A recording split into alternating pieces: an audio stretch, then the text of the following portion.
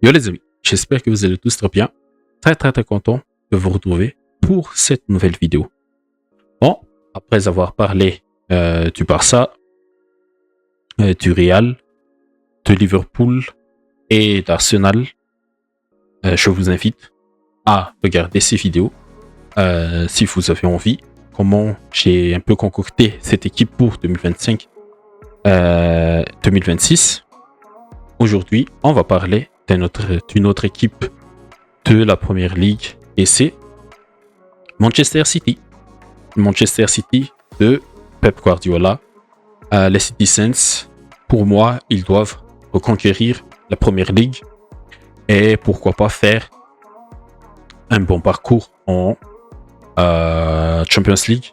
Parce que oui, la saison dernière, ils ont terminé 3e du championnat. Ils ont été éliminés dès les 16e de finale face au Real. Et je pense que cette saison, comme je l'ai dit tout à l'heure, ils doivent reconquérir ce titre-là en Angleterre et un bon parcours, pourquoi pas les demi-finales en Champions League. Et comme d'habitude, on va parler de Mercato. Même si City, ils ont déjà fait quelques moves à gauche et à droite, mais comment City peut vraiment avoir cette équipe-là, une équipe qui peut être compétitif sur tous les tableaux, sur toutes les compétitions qu'ils vont faire cette saison. Mais avant de rentrer dans le sujet, je t'invite déjà à liker la vidéo. Je t'invite à partager si tu aimes ce que je fais. Et surtout, je t'invite à t'abonner si tu ne l'es pas encore. Donc, Manchester City, l'effectif global en ce moment où, à l'heure où je m'enregistre, c'est deux gardiens, Ederson et Bettinelli, un nouveau recrue. Sur le côté gauche, on a Aït-Nouri, un recrue aussi, Gvardiol, Wilson Esbrand, Ake en tant que seul central gaucher, même si Gvardiol peut jouer aussi sur cette position-là. Central droitier, on a encore Stones et Diaz, Akanji et les jeunes, Kousanov et Victor Rice, deux recrues du mercato hivernal dernier. Sur le côté droit, on a Rico Lewis, Caboret. Walker, il est parti à Burnley. Milieu défensif, Audrey et Calvin Phillips. Les milieux centraux, il y en a beaucoup. Mais Reinders, le nouveau recrue en provenance de Milan. Il y a encore Gundogan, Nico Gonzalez, Mateus Nunes. Lui aussi, il peut jouer sur le côté droit. Il a été plusieurs fois utilisé en tant que latéral droit la saison dernière. Kovacic et le jeune Naipon en provenance de Rosenborg. Et en tant que milieu un peu avancé et milieu offensif, il y a encore Bernardo, Makati, Echeverry, O'Reilly. Sur le front de l'attaque, sur le côté gauche, on a Doku, Grealish. À droite, on a encore Foden, et toujours Foden, et l'arrivée de Cherki, un très bon recrue, Savigno et Oscar Bob. Du coup, qu'est-ce que City doit faire pour moi? Qui on doit vendre ou laisser prêter? Qui on doit sécuriser, c'est-à-dire renouveler ses contrats et tout ça, et qui City peut recruter pour renforcer ce qu'il y a déjà sur ce rectangle vert là. Et on commence, bien sûr, on va faire poste par poste. Ederson, il est déjà il est où déjà? En fin de contrat l'année prochaine, en juin 2026. Je pense que le mieux c'est de le garder pour sa dernière saison et sa dernière année de contrat. Et City, ils ont recruté Bettinelli en provenance de Chelsea. Mais après les dernières nouvelles, ils ont signé James Trafford. Et là, vraiment, c'est vraiment une bonne pique, un bon recrue pour préparer l'après Ederson. Trafford, il est jeune, il n'a que 22 ans et c'est un très bon gardien sur sa ligne. Jeu au pied, il peut vraiment s'améliorer et il va s'améliorer surtout aux côtés d'Ederson sur ce jeu au pied là parce que un bon gardien avec une qualité de relance au pied, un jeu au pied et une bonne qualité de jeu au pied, c'est vraiment un gardien qui va vraiment être très utile au système de jeu de Guardiola. Sur le côté gauche, Ait Nouri, ce sera lui le titulaire. On peut faire jouer Guardiola en backup, même Nathan Ake. Wilson Esbrand, je ne le connais pas, désolé, mais je pense que on va le laisser partir en prêt. Pourquoi pas le reprêter parce qu'il revient de prêt de Stoke City. Du coup, on a Ait Nouri et Guardiola et possiblement Ake sur ce côté gauche là. Donc là, il manque vraiment un vrai central gaucher capable d'être un relanceur aussi qui a du bonne qualité. Et il y a quelques pistes que j'ai fait un peu de recherche, mais le premier c'est le joueur de Chelsea prêté à la Juventus la saison dernière, c'est lui Renato Vega. Bon, il a joué plus de 2000 minutes la saison dernière. Sa première qualité, c'est vraiment un pur défenseur. Voilà. Si on voit ses stats avancées là, interception, bloc, sauvetage, duel aérien, il est vraiment l'un des meilleurs comparé aux autres défenseurs centraux en Serie A. Mais bien sûr, pour être vraiment le défenseur dans le système de jeu guardiolien, il faut s'améliorer vraiment sur ses qualités de passe, sa qualité jeu au pied bien sûr, mais si on se réfère simplement à ses qualités purement défensives, parce que c'est ça ce qu'on attend d'un défenseur, c'est de savoir défendre. Je pense que c'est une bonne pioche pour City et il est jeune, il n'a que quel âge? Il n'a que 22 ans. Ouais, c'était son anniversaire aujourd'hui. Joyeux anniversaire.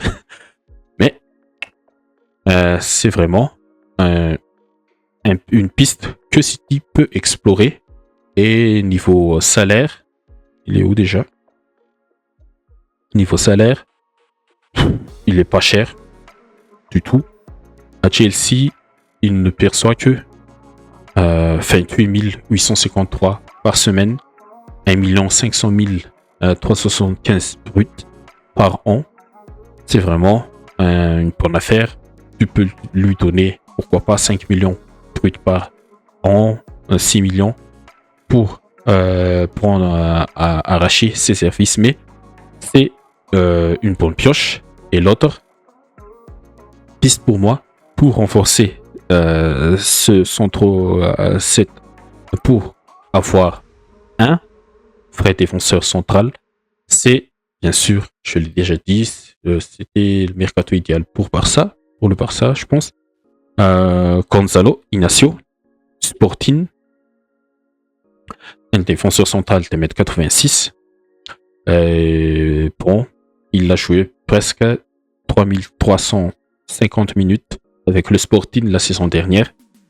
Et par rapport à Renato Vega, lui, il est vraiment un défenseur avec beaucoup de qualité, jeu au pied. Et il marque aussi des buts. Regardez-moi ça. Passe complet, 99e centile des défenseurs par rapport aux autres défenseurs du championnat portugais. Sur sa palette défensive, purement défensif, il est un peu short par rapport à VK. Mais avec le jeu de City, je pense que c'est lui qui peut tout de suite s'adapter au logiciel Guardiola. Voilà. Il est plus compatible. Et niveau salaire, sur le plan financier, c'est le 5e salaire du Sporting. 1 730 000 brut. C'est pas du tout cher. Et il n'a plus que 200 de contrat. Une offre de pourquoi pas aux environs de 50-60 millions. Peut-être que Sporting le laissera partir. Bien sûr, s'il est en tant que titulaire. Voilà. Il sera titulaire dans cette équipe-là parce que Guardiola, il sera un backup d'Aït-Nouri. Ake aussi. Et Ake, il n'est pas très bon en ce moment. Mais avoir Ignacio, je pense que ce sera vraiment un des recrues de cette Manchester City en 2025-2026.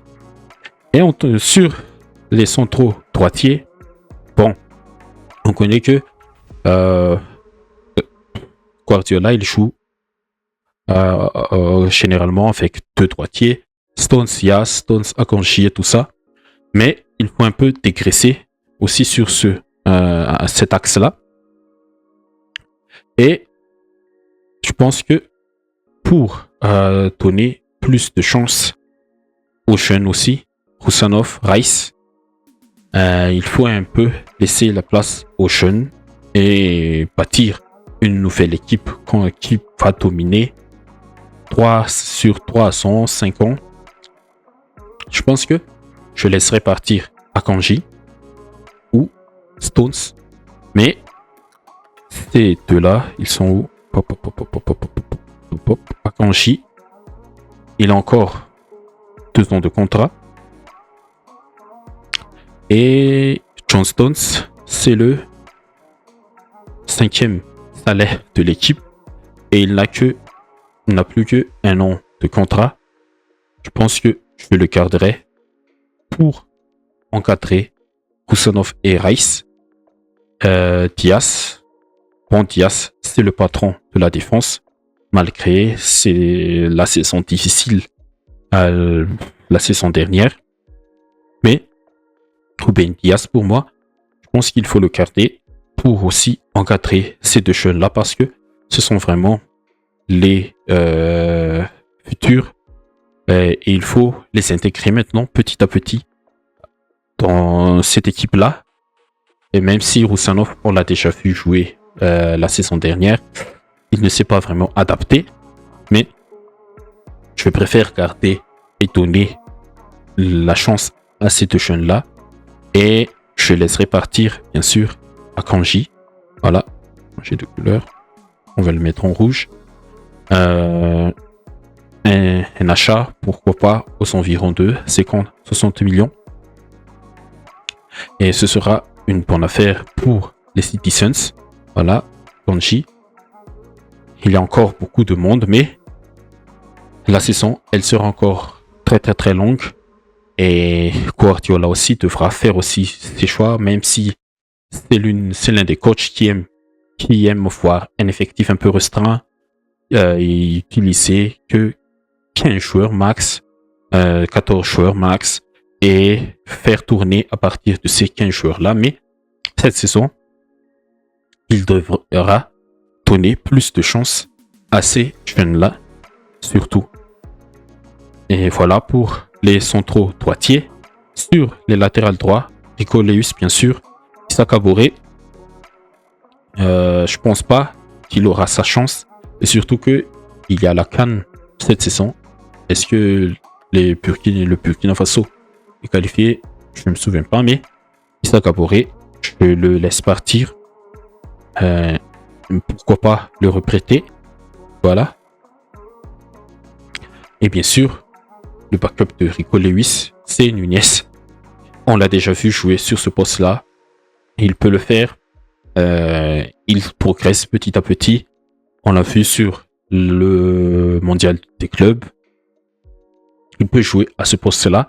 Et voilà, pour le poste de latéral droit, Rico Lewis et Nunez. Et sur les milieux maintenant, le milieu défensif, bien sûr, Calvin Phillips. Ça fait pas partie des plans. On le laisse partir. Un achat aux environs de 10 millions, 15 millions ou un prêt. Et le tour est fait, bien sûr. Rodri, il sera le seul, le vrai milieu défensif qui va jouer devant la défense. Et pour pallier, pour avoir un autre backup, parce que la saison sera longue, il revient d'une grosse blessure, il faut le préserver. Je pense que Nico Gonzalez, même si c'est un milieu un peu plus central, un peu plus avancé par rapport à un milieu défensif, c'est un bon backup pour Rodri. Et il est jeune. Et on devra aussi le donner un peu plus de chance. Et voilà, Nico Gonzalez en backup de Rodri. Sur les milieux centraux, bien sûr, on va garder ces trois-là, Reijnders, Gundogan, Kovacic. Et le jeune, il est où déjà? Nipan.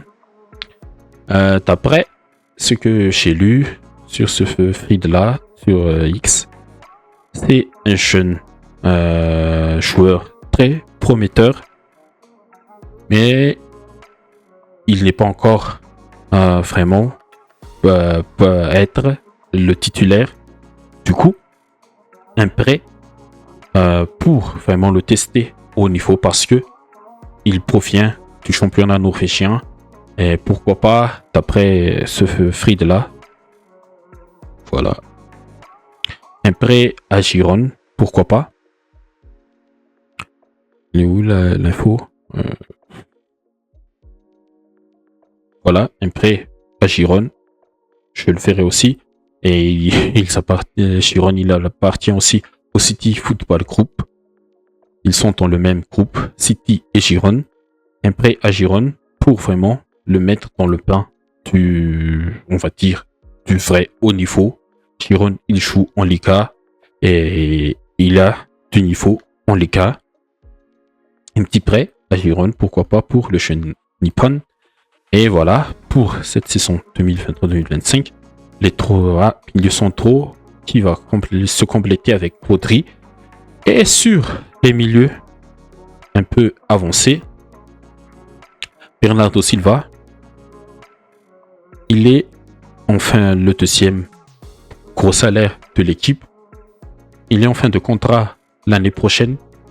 Je pense que c'est mieux de le garder jusqu'à la fin de la saison et de le laisser partir libre et libérer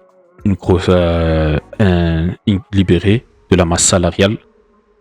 La question, c'est entre ces trois-là, qui garder et qui envoyer en prêt. Parce que, bien sûr, on connaît Guardiola, il peut jouer avec Foden, Cherki, Savigno en tant que numéro 10.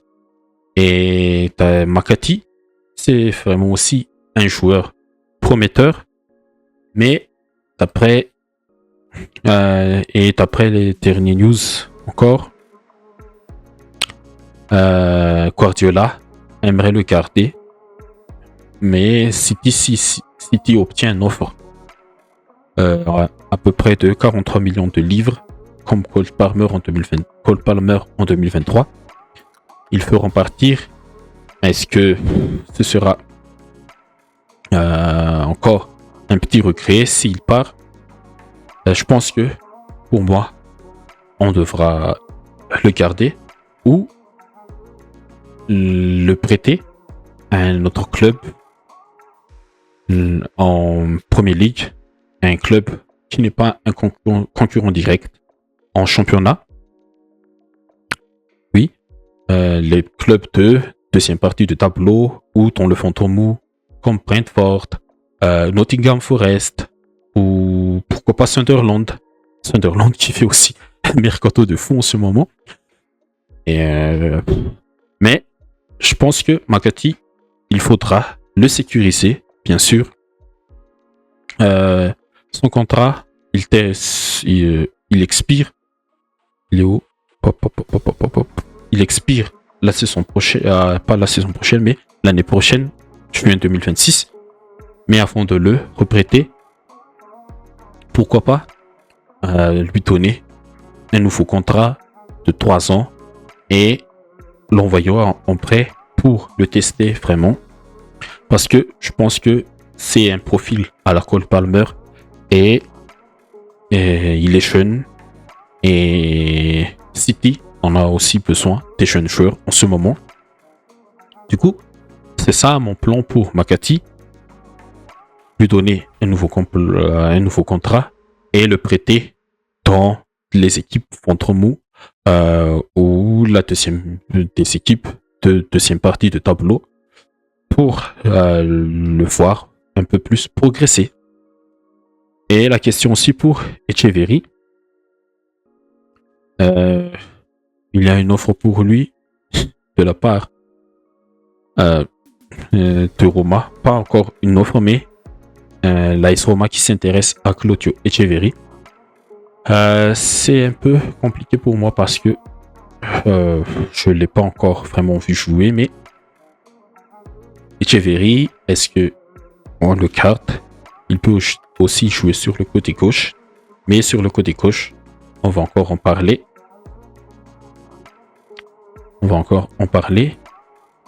Là, on va la couleur. On va encore en parler, mais Etcheverry, s'il y a une offre, je pense que il faudra écouter l'offre. Il a encore 2 ans de contrat. La concurrence est très très rude aussi dans cette équipe, mais une offre aux environs de 50 millions, quel que soit le club, il sera intéressé et il veut jouer aussi parce que cette saison, à la fin de la saison, il y aura la Coupe du Monde et peut-être qu'il a ça aussi en tête, jouer la Coupe du Monde avec son équipe nationale. Et bon, je le laisse partir, mais avec une indemnité de transfert. Du coup, on n'a plus que O'Reilly et Bernardo Silva. O'Reilly, est-ce que O'Reilly, il est où? Tac. Bon, il est encore, non, on n'a pas encore son niveau salaire, mais il est aussi intéressant à ce poste-là et bien sûr lui donner un peu plus de temps de jeu lors des matchs de coupe, les matchs de coupe et voilà.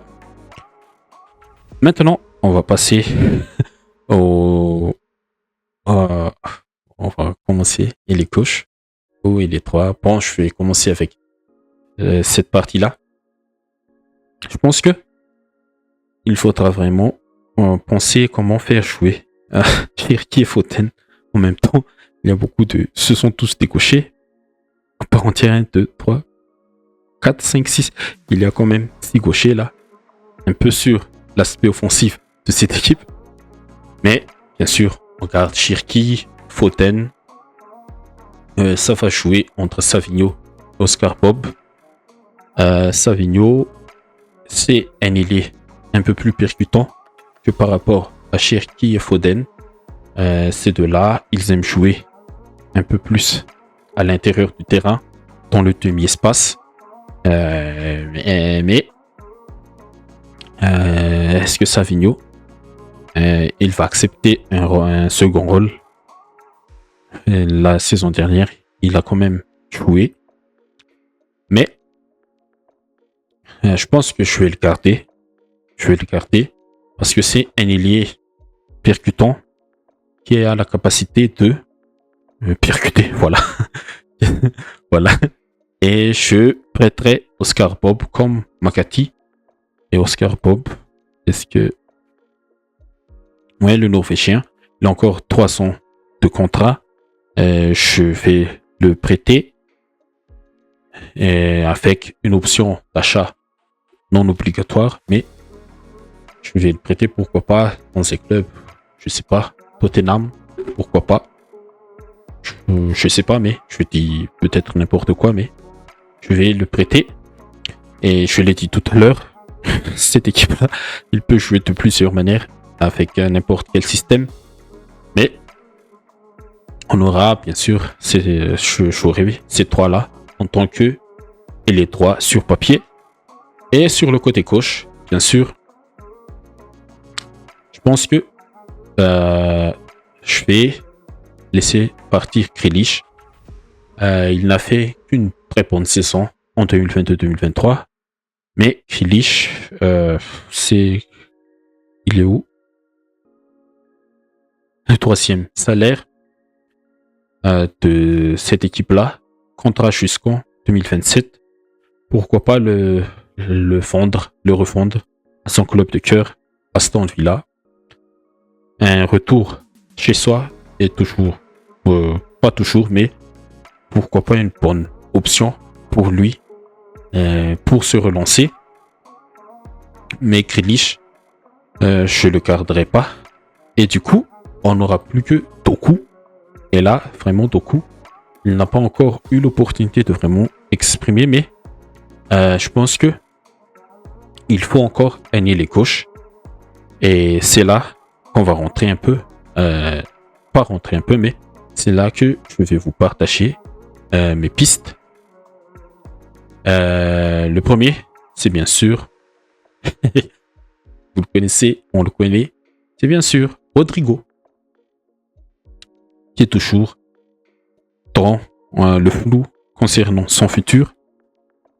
Et Rodrigo, il peut vraiment s'adapter à tous les clubs en première ligue. Il renforce un peu sa palette athlétique, mais techniquement, c'est vraiment un ailier moderne qui va rapidement s'adapter au logiciel Guardiola. Mais on verra aussi du côté du Real comment ça va se bouger. Et à part Rodrigo, qu'est-ce qu'on peut aussi faire? Pourquoi pas une petite folie? Vinicius Junior.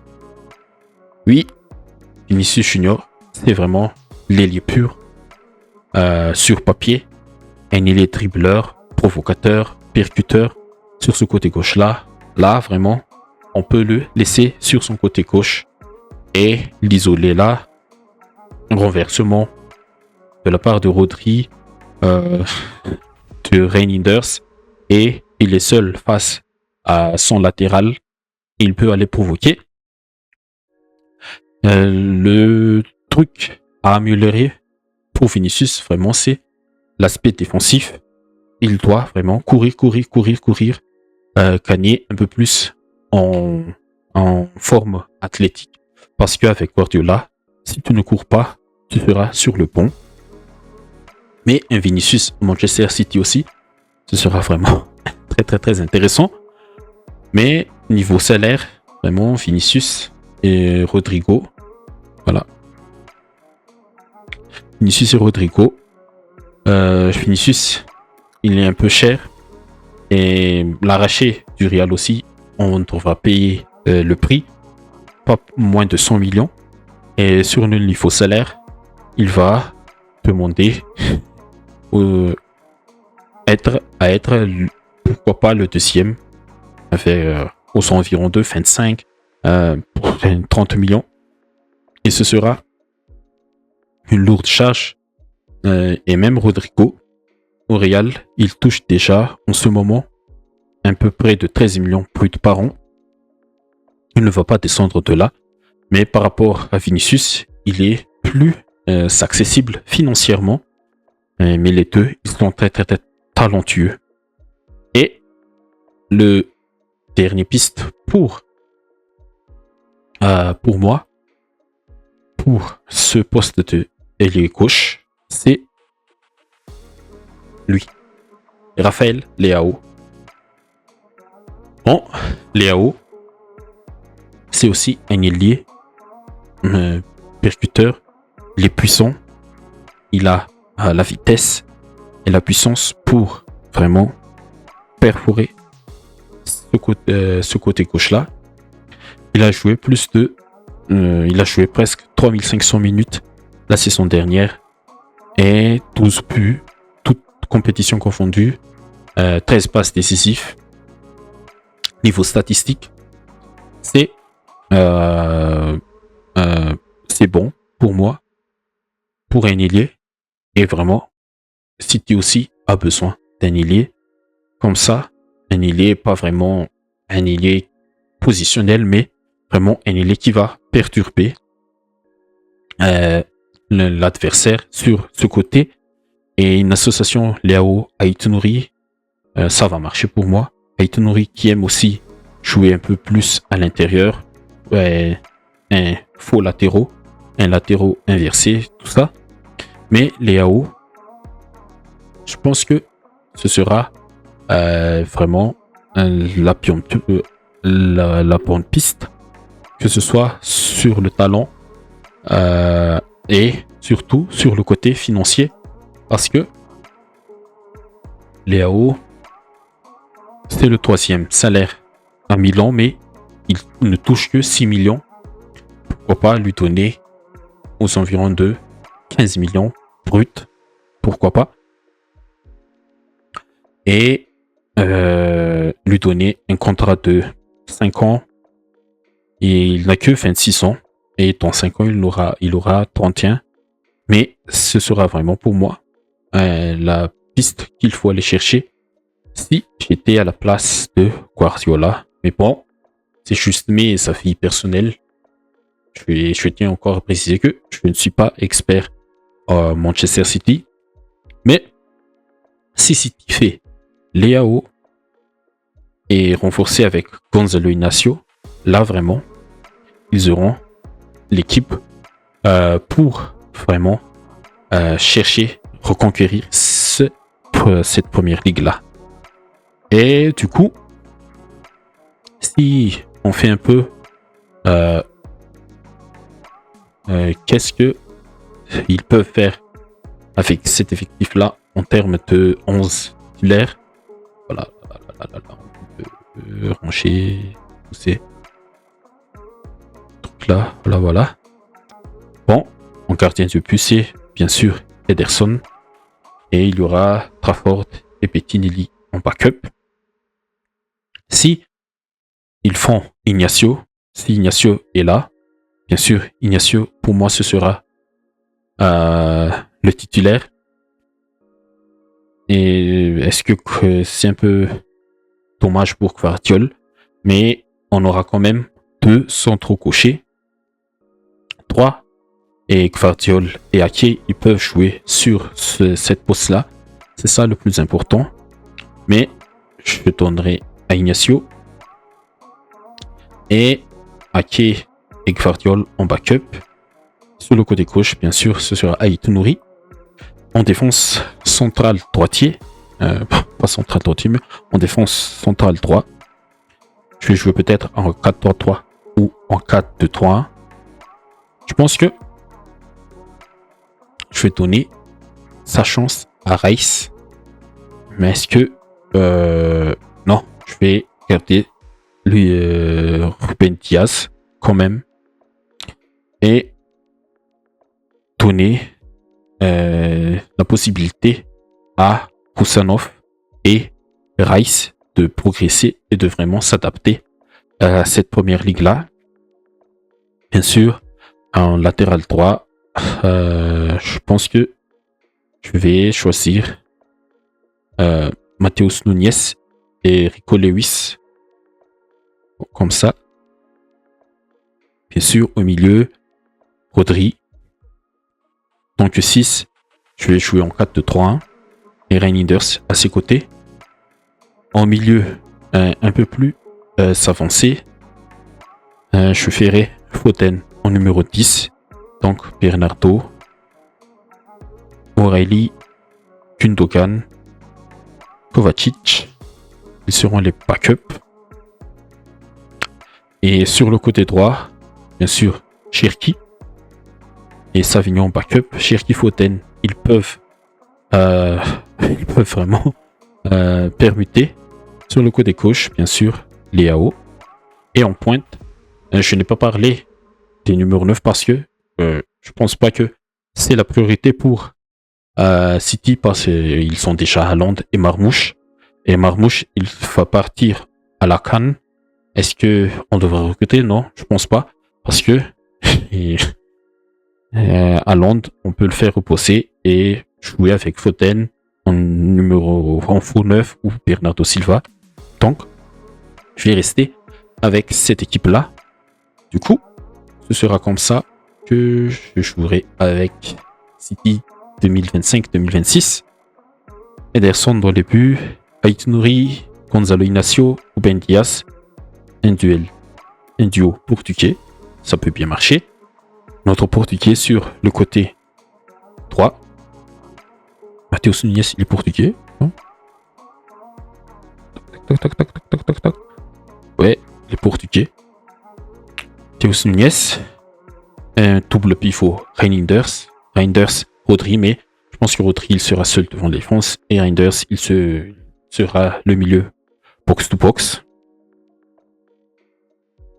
Foden en numéro 10 derrière Haaland, Léo sur le côté gauche et Cherki sur le côté droit. Et si on met les backups, voilà, comme ça. Ok, Guardiol, Rico, Rosanov, Rice, Stones. Même Stones, il se peut jouer au milieu. Gonzalez, backup de Rodri, voilà. Bernardo, Foden, O'Reilly, Gundogan, Kovacic, comme ça. Savigno, Doku et Marmouche. Voilà les amis, c'était mon City 2025-2026. Et comme d'habitude, si ça vous a plu, ça fait déjà presque une quarantaine de vidéos. On va s'arrêter là. Si vous avez encore des pistes et tout ça, des corrections à me faire, n'hésitez pas à les dire dans les commentaires. Et surtout, n'hésitez pas à laisser une petite pouce bleu pour soutenir le travail. Surtout, c'est vraiment le surtout des surtout. N'hésitez pas à vous abonner si vous ne l'êtes pas encore. Et merci beaucoup. Je vous dis à la prochaine.